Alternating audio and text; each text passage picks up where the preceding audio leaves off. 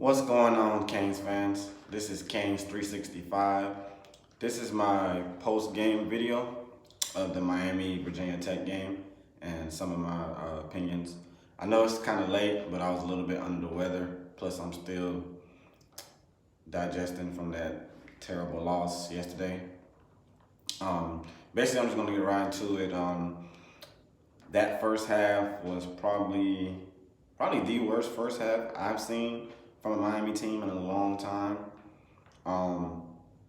Almost unexplainable of what we saw in that first half. And what really got my attention, I actually just read about this.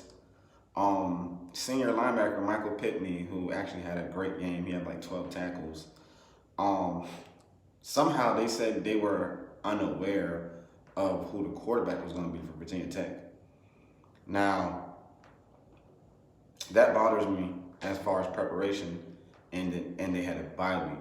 You know, the average fan was able to look on Twitter and see that one of the players from Virginia Tech tweeted, "Number 2 is your turn," pretty much saying that their quarterback was gonna make his first start.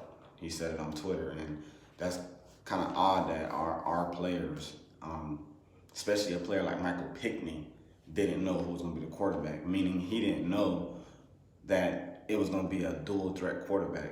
So they could have been preparing for Ryan Willis this whole time, and he's totally different than Hooker, the guy that actually got his first start, because he's more of a running quarterback that can't throw. Ryan Willis is more of a throwing quarterback. That's pretty much a statue back there. So, yeah, the defense, I guess, was totally unprepared for Virginia Tech's quarterback. But I'm not putting a lot on the defense, even though you see 42 points that was on the board. 5 turnovers.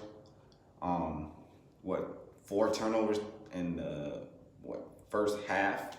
Like 4 straight possessions, 4 turnovers, constantly putting Virginia Tech in good field position. So a lot of people saying, "Oh, we gave up 42 points," but if your offense is constantly turning the ball over and giving them short field position, almost it's like, what do you expect? That's why Virginia Tech didn't have that many yards. Miami had way more yards than Virginia Tech. They scored 42. How? Turnovers.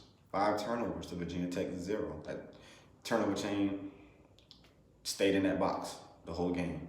So that really messed us up right there. So Jaron Williams, of course, that was his worst game. Hopefully that's the worst game he will play. I think Bud Foster just confused him, man. This is Bud Foster's last year, the Virginia Tech defensive coordinator. He's been doing it for years, so that zone blitzing, and he's just been confusing young quarterbacks his whole career.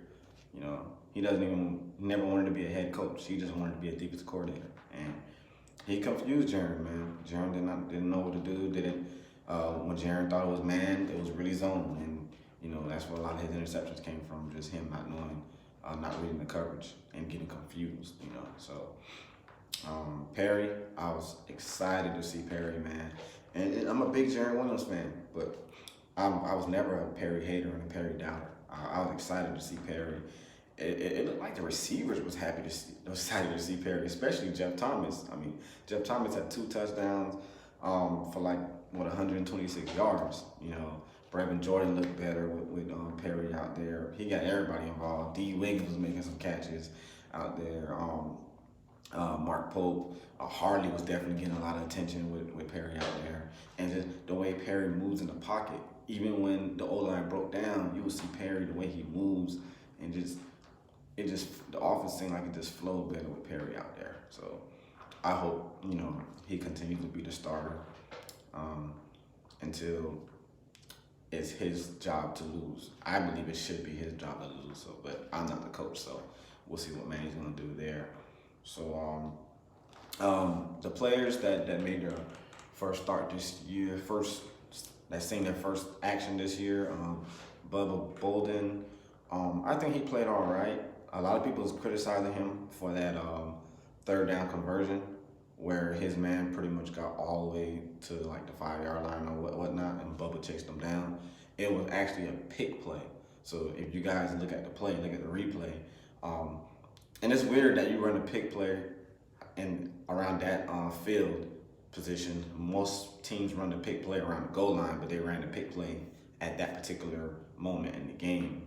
And you know, Bubba Bolden just didn't see it coming and pretty much got bumped. He got hit, and it delayed his timing off real bad, and his guy just was wide open. You know, so that wasn't really on him too much. It wasn't like he just got burnt like most people think, but it was actually a pick play, meaning he got bumped. So I think he played pretty decent for his first game in years, so he'll get better. Nesta Sylvia, I seen him around the ball a lot. Even if he didn't make the play, he was around the ball, and that's a good sign to see with him. So, you know, Mark Pope played. He came back from injury, had that touchdown, and I think he had a couple of catches. And Lorenzo Lingard, everybody's like, where's Lingard? I mean, we're down 21 points, and you're not going to see your third string running back. So I knew that wasn't going to happen. We barely seen Cam Harris, so I knew we weren't going to see Lingard. So I love the fight. We fought back. It's crazy saying that we could have took the lead in that game. I think the Al Golden Miami team would have continued and got blown out. But everybody's getting on coaching and Manny Diaz, but they did have these guys fight and literally tied the game. When DJ Dallas had that 2-point conversion off of Will, he flew like Superman again. And then again, DJ Dallas running and willing himself for that long touchdown run. And then no surprise at all, because it was in my mind. I'm happy, I'm celebrating, but I'm like, damn, Bubba Baxter, he can't kick the short kicks for nothing. Bam, misses the extra point. I'm not surprised. So it was 35-35, and then, you know, Hard Rock Stadium is rocking, and we got all the momentum in the world, and then this guy that's just known as a mobile quarterback throws a perfect pass. I mean, the receiver, it fell in his hands. He didn't even catch it. Threw a perfect pass over Bandy's head, and bam, here we go. So I love the fight. We fought back, but that was a horrible loss, man. I wish we could have just found a way to make that stop, and we would have made that last stop, you know, and I believe we would have eventually, Perry would have won that game for us like he did with the FSU game, you know.